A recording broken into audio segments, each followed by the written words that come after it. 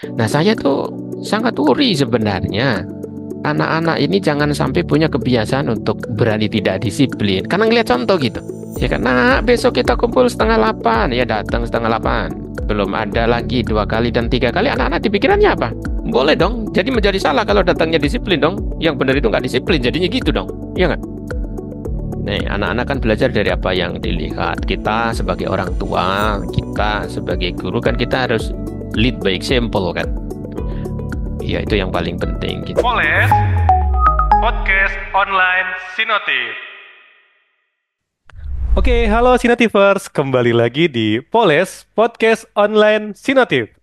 Semakin dipoles, semakin Makin berkilau. Ah, ini. berkilau. Tempat ngobrol-ngobrol kita nih, itu biasa di dunia pendidikan, kita akan mengedukasi nih bagi orang tua, siswa, bahkan guru yang peduli dengan pendidikan di Indonesia untuk mendapatkan sesuatu yang lebih maksimal lagi gitu kan. Nah, hari ini kita akan bahas topik yang lagi hangat-hangatnya diramaikan nih, Apa yaitu tuh? tentang sekolah gratis, Hmm. makan bergizi gratis, antara harapan, realita, dan peran kita nih di dunia pendidikan seperti apa. Baik kita di orang tua maupun pendidik-pendidik yang ada di lingkungan sekolah. Baik, baik, baik.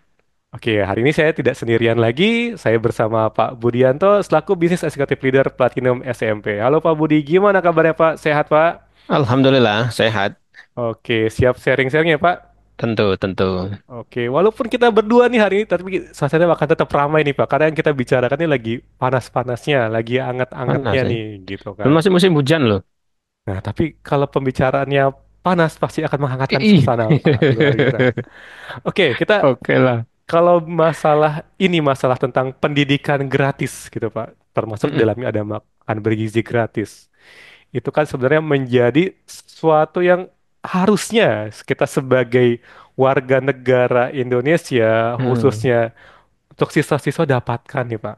Nah, Ya menurut Bapak benar, nih, setuju itu. maknanya sebenarnya sama tujuan utama dari program pemerintah ini sebenarnya seperti apa sih Pak kalau dari sudut pandang Bapak?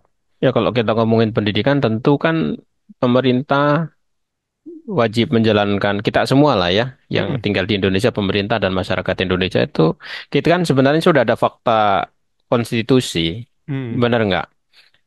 Di pasal 31 ayat 2 itu menyatakan bahwa setiap warga negara wajib mengikuti pendidikan dasar dan pemerintah wajib betul. membiayainya. Hmm, Artinya apa? Jadi kita itu ya wajib untuk lulus kelas 1 sampai kelas 12 itu kan pendidikan betul. dasar ya. Hmm, Nah, dari kelas 1 sampai kelas 12 itu tentu kewajiban itu melekat di pemerintah. Itu hmm, kita dibiayai gitu kan. betul Pak. Ya, itu clear banget dalam dalam undang-undang dasar kita bahwa kita tuh punya hak untuk mendapatkan pendidikan Hmm, dan kita itu mendapatkan hak juga untuk dapat sekolah gratis sebenarnya itu kan. Benar hmm. nggak? Oke, betul Pak. Nah, Iya.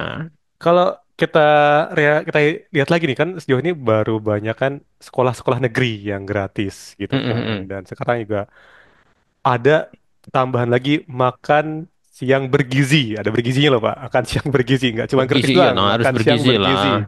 Mm, mm. Nah, kalau sekolah gratis sudah berjalan Sudah dari mulai ya. sudah berjalan dari Sudah tahun-tahun lalu. berjalan Kalau ya, kalau iya. negeri itu udah dari tahun lalu. Sementara Iya, iya kalau betul. makan bergizi gratis baru dicanangkan oleh presiden terpilih kita nih gitu kan.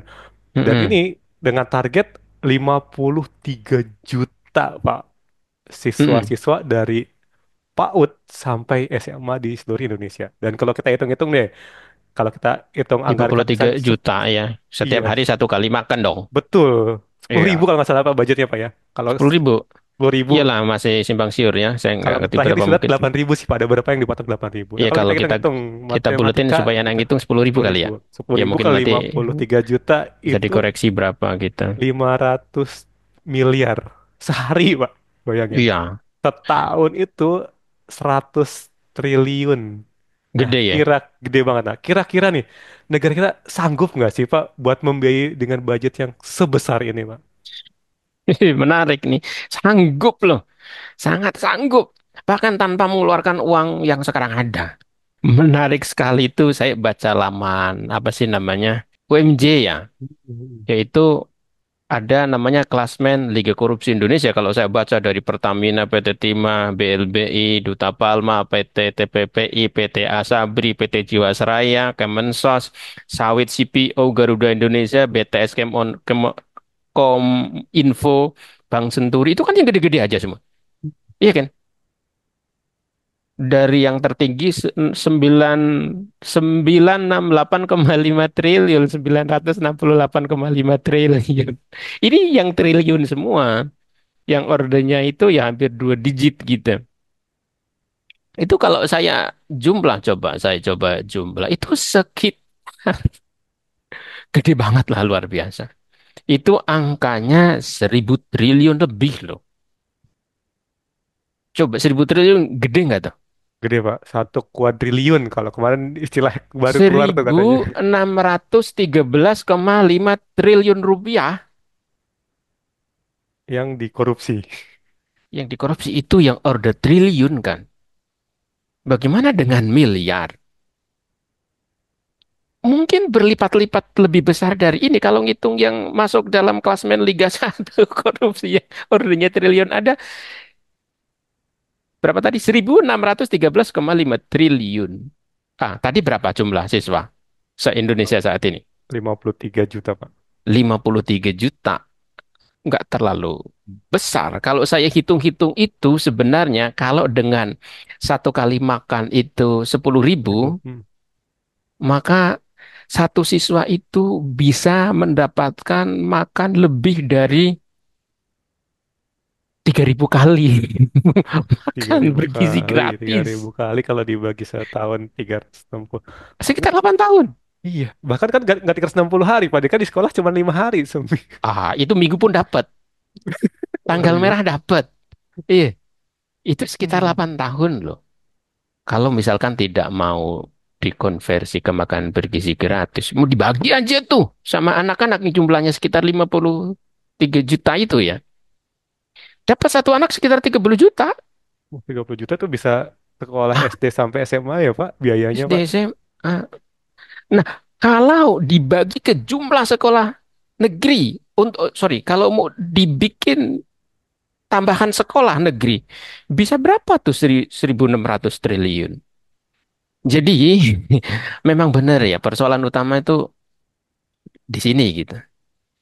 Maka harus terpikirkan betul sebenarnya kalau mau memperbaiki Indonesia, bagaimana dididik gitu dari kecil, dari melek itu Kejujuran, Pak. untuk nggak korupsi gitu, Hmm. ya kan? Karena anak-anak jangan sampai lah, artinya kita sebagai orang tua atau kita sebagai guru, tahu-tahu di umur kita nanti itu kita melihat anak didik kita korupsi, coba. Merasa bersalah nggak tuh? Yang kita banggakan kalau kita jadi guru kan, oh anak kita tuh Sukses. bisa pilot kan gitu ya. Mm-mm. Dokter maybe, engineer, dia bisa berkontribusi besar di Indonesia, dia bisa berwirausaha yang mendatangkan banyak, merekrut banyak karyawan gitu. Jangan sampai gedenya kita nanti melihat anak didik kita korupsi gitu. Tapi tanpa disadari memang apa yang anak-anak lihat saat ini pada saat sekolah itu perlu dicek. Jangan-jangan nih ya. Nah, yuk besok kita masuk jam berapa? Setengah 8. Belum ada orang setengah 8. Termasuk gurunya belum datang. Itu kan yang nggak boleh kan sebenarnya. Hmm. Itu bagian dari korupsi nggak? Iyalah. Nah, itu loh yang saya pikirkan, Pak Hafiz. Ngeri kan? Harusnya semua warga bisa makan bergizi gratis selama 8 tahun. Hilang di telan segelintir orang yang melakukan korupsi. Wah, penyakit yang luar biasa. Itu Oke. Jadi saya sebenarnya menyampaikan ini enggak gitu kenceng deh, bersabar deh kan melihat angka itu gede banget ya kan. Alah ya Allah, gitu.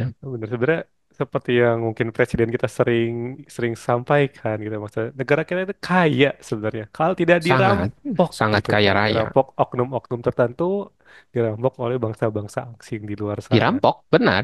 Betul bahasanya. Jadi berarti kalau kalau kita bisa mengamankan tuh tadi yang Pak Budi sampaikan angka 1.600 triliun itu program makan siang gizi ini bakal berlangsung aman nyaman ya, bener ya Pak? Aman Sampai 8 nyaman. tahun ke depan bahkan. Tidak pusing dengan pengaturan APBN yang tentunya akan perlu di-manage sedemikian rupa kan, karena ini uang Betul, besar gitu. betul. Bener nggak gitu? Nah, Ya tapi ini sudah terjadi gitu. nah, itu Mau kan kayak tadi gimana lagi?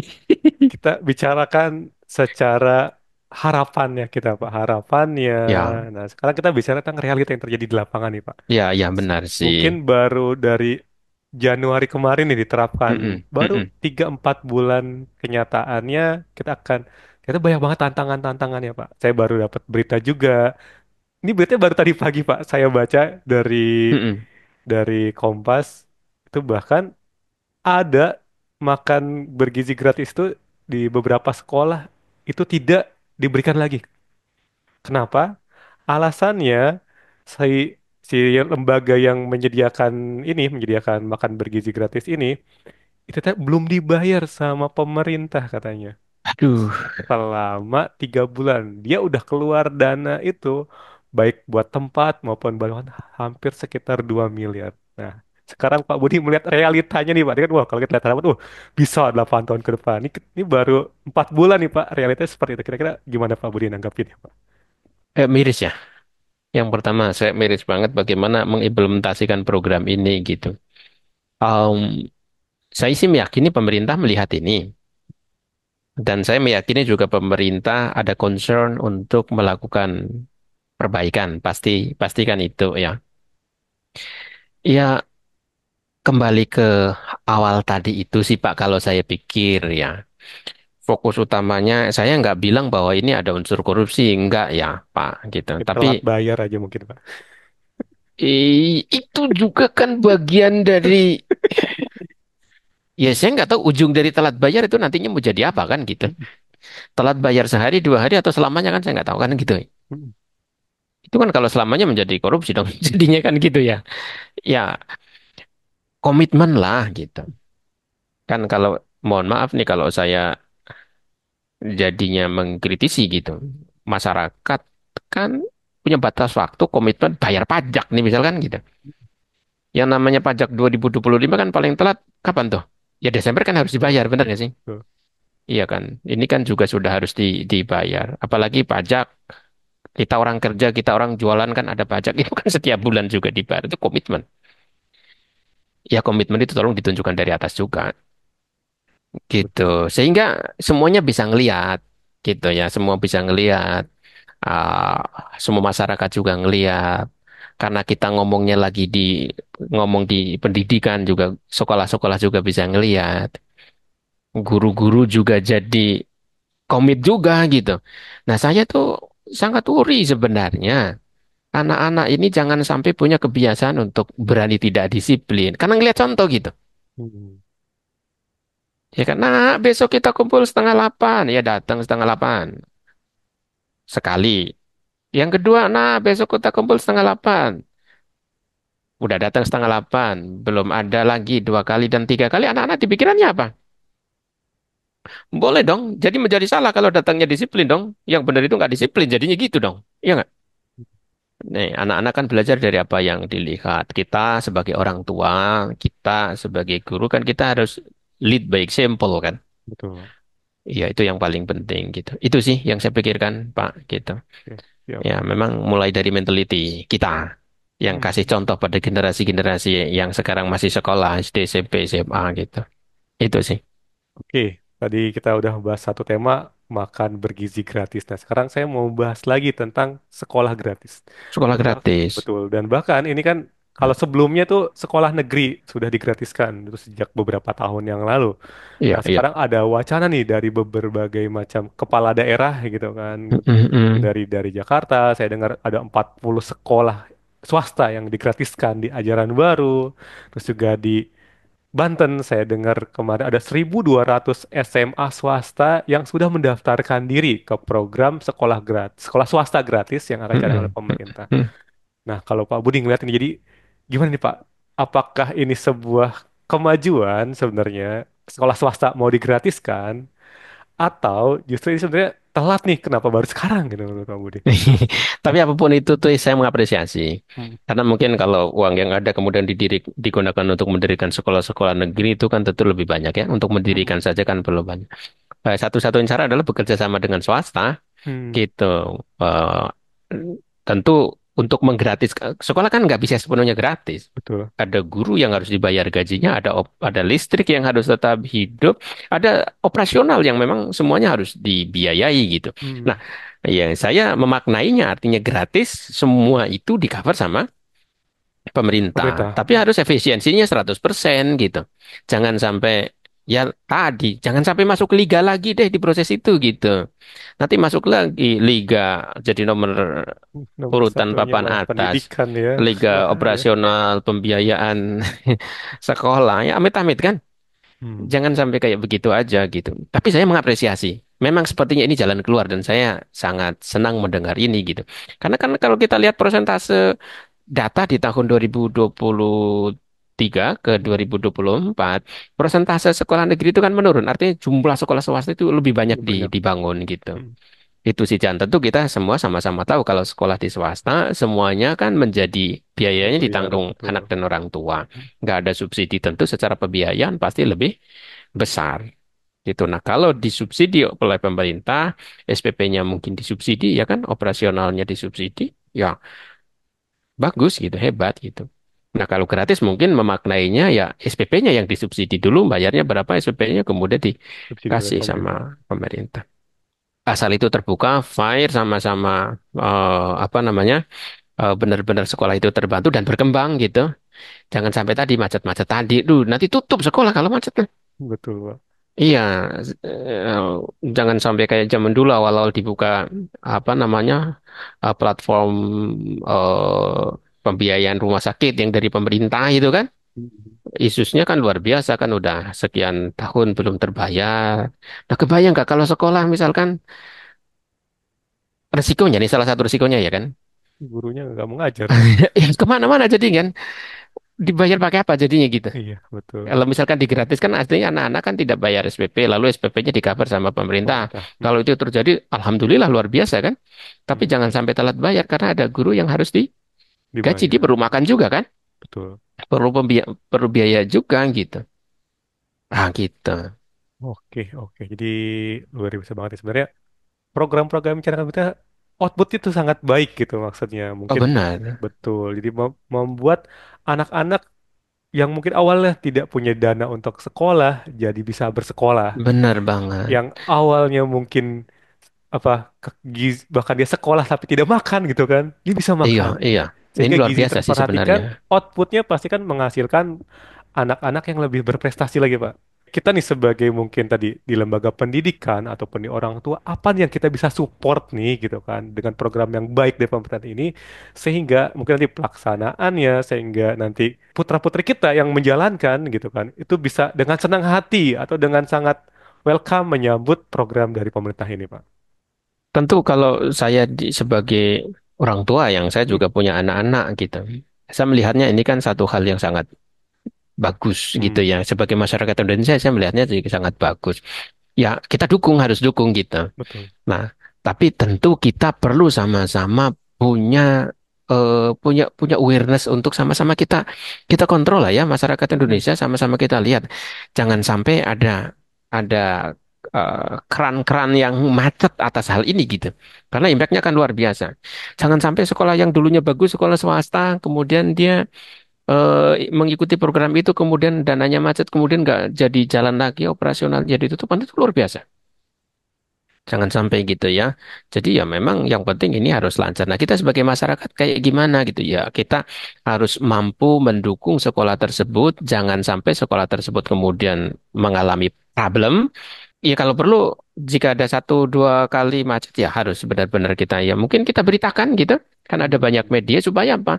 Supaya clarity di awal itu benar-benar bisa terjadi tereksekusi dengan baik. Karena cukup banyak kan kalau saya dengar Banten aja berapa tuh? Itu 1.200 Ratusan kan? Pak. 1.200 Berapa? Pak. Udah mendaftarkan diri 1.200 sekolah Pak. Oh iya, Itu Banten. mendaftarkannya segitu nanti implementasinya berapa? Mm-mm. Itu kan sesuatu yang sangat bagus kalau terjadi gitu Betul. kan, Mm. gitu. Itu sih. Oke, oke, oke. Nah, terus kalau misalkan nih, tadi sebagai orang tua sebenarnya, kalau misalkan kita nih ke anak kita, apa yang bisa kita sampaikan nih kepada putra-putri kita?